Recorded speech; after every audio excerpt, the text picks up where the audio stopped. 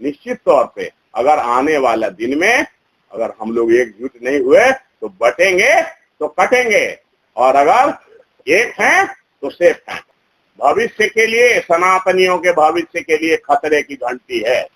वक्फ board के पास इतनी असीमित शक्तियां हैं कि अगर वक्फ बोर्ड अगर आपकी कोई जमीन अधिग्रहित कर लेती है तो आप सुप्रीम कोर्ट भी नहीं जा सकते, देश के किसी न्यायालय में नहीं जा सकते, वक्फ बोर्ड ही आपका फैसला करेगा। नमस्कार दोस्तों, आप देख रहे हैं जय भारत न्यूज। दिल्ली बुराड़ी विधानसभा क्षेत्र में जदयू विधायक प्रत्याशी शैलेंद्र कुमार ने 24 दिसंबर 2024 को सनातन बोर्ड की मांग को लेकर आज मीडिया में प्रेस कॉन्फ्रेंस किया। साथ ही अपने सभी साथियों से आग्रह किया इस सनातन बोर्ड के अभियान हस्ताक्षर को लेकर। बंधुओं, सभी मीडिया बंधुओं को आज की इस प्रेस कॉन्फ्रेंस में मेरी हार्दिक शुभकामना, बधाई। आज का ये प्रेस कॉन्फ्रेंस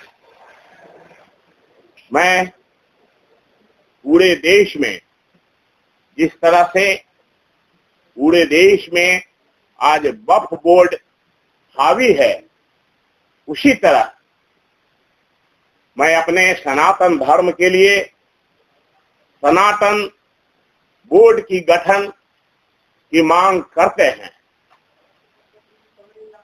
देखिए, जहां जहां हम बटे हैं वहां वहां हम कटे हैं। जहां जहां हम पूरे दुनिया में जहां जहां हम बटे हैं वहां वहां हम कटे हैं, और कटते सभी जगह हम ही लोग हैं। आप कश्मीर, वेस्ट बंगाल, केरल, सब जगह आप अपने अस्तित्व की लड़ाई आज लड़ रहे हैं। आज हम अपने सनातन की लड़ाई पूरे देश में लड़ रहे हैं। भविष्य में ये स्थिति भारत के किसी और राज्य में उत्पन्न ना हो, इसके लिए सनातन बोर्ड की स्थापना बहुत ही जरूरी है, जहां पर हर एक सनातनी के साथ हो रहे अन्याय के खिलाफ आवाज उठाई जा सके। भारतीय संविधान के अंतर्गत बाबा साहेब अम्बेडकर जी ने सभी को सम्मान अधिकार दिए थे, मगर कांग्रेस ने सोची समझी साजिश के तहत वक्फ बोर्ड का गठन कर अम्बेडकर जी के संविधान को छिन्न भिन्न करने का काम किया। वहीं दिल्ली में 2015 में सत्ता में आए केजरीवाल सरकार ने वक्फ बोर्ड पर हर साल खुलकर दिल्ली की जनता का पैसा लुटाया, और दिल्ली वासियों के पैसों से ही दिल्ली के लोगों की संपत्तियों को वक्फ बोर्ड के अधीन करने का षड्यंत्र रचा, जिससे वक्फ बोर्ड और मजबूत और सशक्त होता चला गया, जो हमारे सनातन के लिए, भविष्य के लिए, सनातनियों के भविष्य के लिए खतरे की घंटी है। वक्फ बोर्ड की असीमित शक्तियां, वक्फ बोर्ड के पास इतनी असीमित शक्तियां हैं कि अगर वक्फ बोर्ड अगर आपकी कोई जमीन अधिग्रहित कर लेती है तो आप सुप्रीम कोर्ट भी नहीं जा सकते, देश के किसी न्यायालय में नहीं जा सकते, वक्फ बोर्ड ही आपका फैसला करेगा। तो वक्फ बोर्ड की शक्तियों के कारण सनातन धर्म की संपत्तियां धीरे धीरे छीनी जा रही है। वक्फ ने क्या कभी मुस्लिम की संपत्ति पर अधिकार जमाया? नहीं, कभी नहीं। मस्जिद पर अधिकार जमाया? नहीं, कभी नहीं। क्या कभी चर्च, गुरुद्वारा साहिब पर अधिकार जमाया? बिल्कुल ही नहीं, बिल्कुल ही नहीं जमाया। कारण इसका लक्ष्य सिर्फ हिंदुओं के घर और मंदिरों को कब्जाना है। वक्फ बोर्ड द्वारा यदि आपके घर दुकान को अपना बताया तो आप अपनी सुनवाई के लिए कोर्ट नहीं जा सकते। इस देश में कोई न्याय प्रणाली नहीं है, कोई न्याय व्यवस्था नहीं है जिसमें आप न्याय की गुहार लगा सकते हैं। आपको अपनी गुहार उसी वक्फ बोर्ड के पैनल से करनी होगी जिन्होंने मिलकर इसको कब्जाया है। फिर वो तय करेंगे कि उसके द्वारा कब्जाई गई भूमि उनकी है या आपकी। अब आप खुद बताएं, जो कब्जा किए बैठे हैं, जिनकी नियत और नियति में खोट है, क्या वे ये बोलेंगे कि नहीं ये भूमि तो हिंदू परिवार की है? बिल्कुल नहीं बोलेंगे। और आप उसके बाद भी कोर्ट नहीं जा सकेंगे। आप किसी न्यायालय या किसी कार्यपालिका, विधायिका, न्यायपालिका में कहीं नहीं जा सकेंगे। आप कोर्ट भी नहीं जा सकेंगे। कारण कांग्रेस द्वारा कानून बनाया गया है, वक्फ एक्ट। कांग्रेस जब सत्ता में थी, जब लंबे कार्यकाल तक सत्ता में थी, तो वक्फ एक्ट सेक्शन 85 वक्फ बोर्ड का सेक्शन 85 कहता है कि ट्रिब्यूनल कोर्ट के फैसले को हाई कोर्ट अथवा सुप्रीम कोर्ट कहीं पर भी चुनौती नहीं दी जा सकती। कारण कांग्रेस और केजरीवाल जी की नजर में वक्फ सुप्रीम कोर्ट से भी बड़ा है।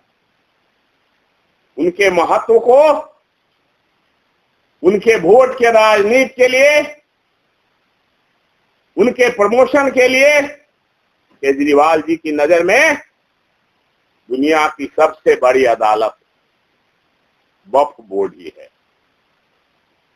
अब बस दो ही विकल्प है, या तो वक्फ बोर्ड को हिंदू अपना घर, मंदिर, देश सब कब्जाने दे, उसको अपने कब्जा में लेने दे, या हम लोगों पर अतिक्रमण करे, या फिर सनातन बोर्ड की गठन को लेकर महाहस्ताक्षर अभियान के माध्यम से अपनी आवाज अपने सरकार के माध्यम से, हम उनके सहयोगी के माध्यम से केंद्र सरकार व राष्ट्रपति तक पहुंचाएंगे, जिससे कि देश में धर्म व सनातनी सम्मान बचाया जा सके।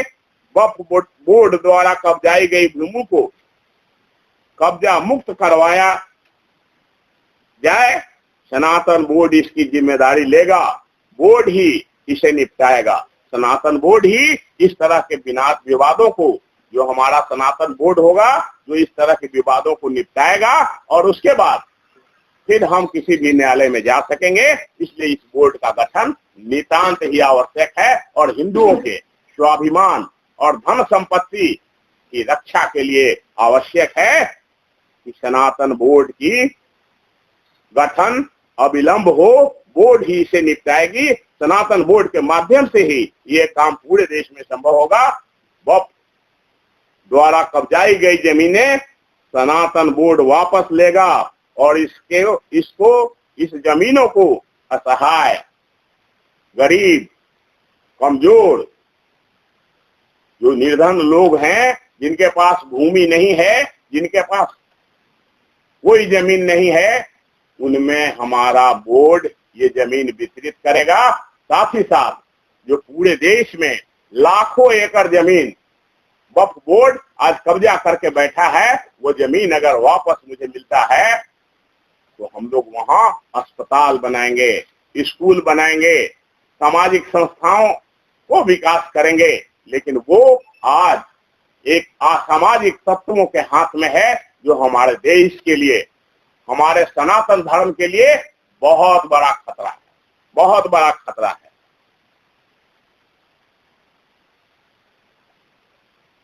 अभी इतिहास तो आप सभी लोग पढ़ते ही हैं, सभी न्यूज के बंधु हैं, सभी मीडिया के बंधु हैं। आप देखते हैं कि जहां उनकी संख्या थोड़ी अधिक है, किस तरह हम पर हावी हो जाते हैं। हमारे लोग उस जगह को छोड़कर चले जाते हैं, लेकिन हम जहां बहुसंख्यक है वहां वो बहुत ही मौज से रहते हैं। उनका सब जगह सौहार्द है, सब जगह आते जाते हैं, मौज मस्ती करते हैं, उनको कोई पूछने वाला नहीं है। उदाहरण के लिए आप देख सकते हैं, चंबल में अभी जो मंदिर मिला है, अगर कोई सनातनियों का गठन होता, अगर कोई हिंदुओं का संगठन होता, तो उस मंदिर में सालों से पूजा अर्चना नहीं हो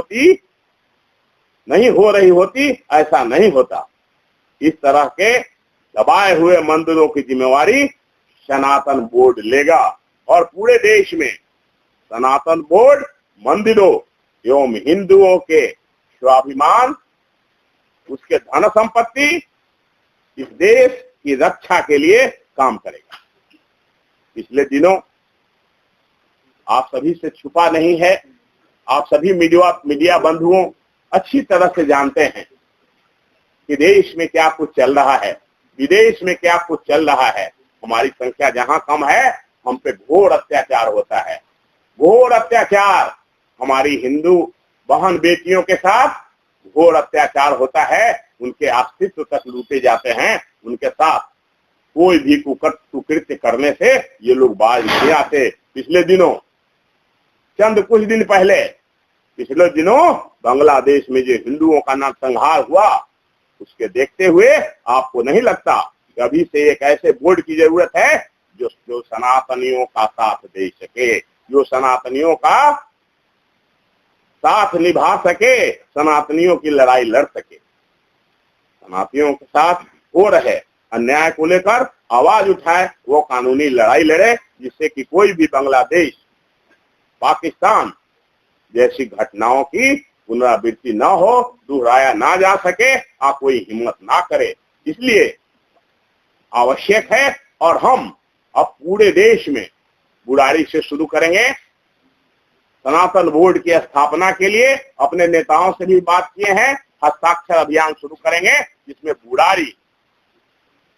बुराड़ी में बृहत स्तर पर हस्ताक्षर अभियान, ये बगल में आप देख रहे हैं, इस कैनोपी में लगा करके, हर मोहल्ले में कैनोपी लगा करके, हर चौक चौराहे पर, मोहल्ले में, हर वैसे जगह में कैनोपी लगा करके हम हस्ताक्षर अभियान चलाएंगे। और जो भी हमारे सनातनी आके इसमें हस्ताक्षर करेंगे, पूरे देश के फिर करवाएंगे। और हम अपने सत्ता के माध्यम से, हम अपने पार्टी के माध्यम से, हम अपने दल के माध्यम से माननीय महामहिम राष्ट्रपति और माननीय प्रधानमंत्री जी को ज्ञापन भेंट करेंगे और फिर अनुरोध करेंगे कि सनातन बोर्ड की स्थापना जल्द से जल्द देश में की जाए। क्योंकि पार्टी के हम एक जिम्मेदार पद पर यहाँ हैं, इस तरह के इतनी बड़ी प्रेस वार्ता करने से पहले सलाह तो लिए हुए होंगे, और उनको भी अब ऐसा फील हो रहा है, उनको भी ऐसा फील हो रहा है कि अब सनातन बोर्ड की स्थापना पूरे देश में होनी चाहिए, जिसमें सब लोग आपसे क्या ये स्टैंड जेडीयू का है या यूनाइटेड का है या आपका है? आपका तो यूनाइटेड की तरफ से पूरे देश में चलाया जाएगा। ये स्टैंड मेरे दल की तरफ से है, मेरा व्यक्तिगत कोई वजह। पूरे देश में कई जगहों पे चले, पूरे देश में, पूरे बिहार में और पूरे देश में। चिरंजीवी जी बताइए, 70 सालों में जो कांग्रेस में राज जमा ठीक चले, लेकिन आपके अभी एक वर्ड में था कि गरीबों और इसको दिया जाएगा जमीन, तो क्या वो दूसरा समुदाय भी उसमें शामिल होगा? जब आप वक्फ बोर्ड का जमीन लेंगे तो क्या वो दूसरी समुदाय को भी उसमें नाम दिया जाएगा? निश्चित तौर पे ये सनातन बोर्ड के गठन है, हम सनातन हित की ही बात केवल करेंगे, दूसरे की ही बात हम आपसे नहीं करेंगे। अगर दूसरे को देना होगा तो यहाँ प्रजातंत्र है, सरकार है, उसका काम है। सनातन तो हम लोगों की अपनी संगठन है, हम उससे किसी को क्यों देंगे? क्या वक्फ बोर्ड किसी को दे रहा है? नहीं दे रहा, तो हम भी नहीं देंगे। ये हमारा सनातन बोर्ड केवल सनातनियों के लिए काम करेगा, पूरे विश्व में काम करेगा, पूरे देश में काम करेगा। क्या करें, ऑटोनोमस बॉडी होगी क्या कॉन्स्टिट्यूशन के अकॉर्डिंग? अभी तो ऑटोनोमस ही होगी, लेकिन जब पब्लिक, आप सभी लोग इसको फैलाएंगे, जनता में जाएगा, तो ये बॉडी हो जाएगा ही, कल कानून भी हो जाएगा, लोकसभा में पारित भी हो जाएगा। चुनाव का ये मुख्य मुद्दा होगा।